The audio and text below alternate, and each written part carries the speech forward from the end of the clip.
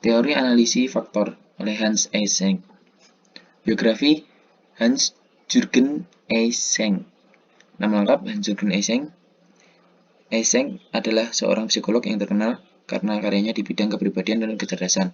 Lahir pada 4 Maret 1916 di Berlin, Jerman, meninggal 4 September 1994 di London, Inggris.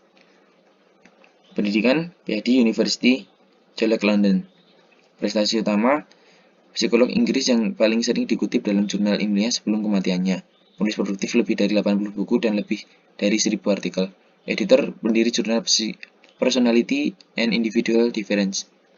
Teori kepribadian menurut Eysenck.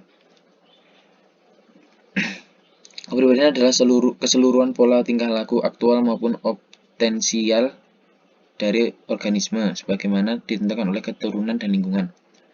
Pola tingkah laku itu berasal dari dikembangkan melalui interaksi fungsional dari 4 faktor utama yang mengorganisir tingkah laku. Definisi kepribadian menurut Eysenck.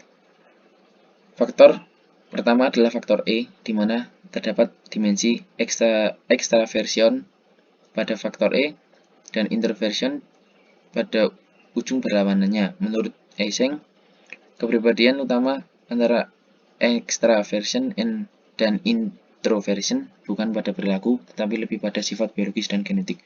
Faktor kedua adalah faktor N, faktor neurotism pada ujung faktor N dan stability pada ujung berlawanannya. Yang ketiga, faktor ketiga adalah faktor P, faktor dimensi psikotism pada ujung faktor P dan superego pada ujung berlawanannya. Kriteria dalam mengidentifikasikan faktor. Pertama, bukti dari psikometrik faktor harus reliable dan dapat direplikasi. Kedua, faktor yang harus mempunyai keterwarisan dan harus sesuai dengan model genetis yang sudah dikenal sebelumnya. Ketiga, faktor tersebut harus masuk akal saat dipandang dari segi teoritis. Hierarki kepribadian menurut Eysenck. Hierarki tertinggi yaitu tipe atau kumpulan dari trait. Hierarki kedua, trait, kumpulan kegiatan, kumpulan respon yang saling berkaitan atau mempunyai persamaan tertentu.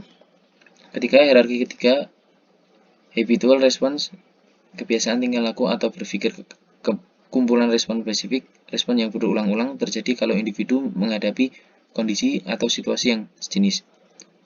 Yang terakhir, hierarki terendah, spesifik respon, tingkah laku yang dapat diamati, yang berfungsi sebagai respon terhadap suatu kejadian.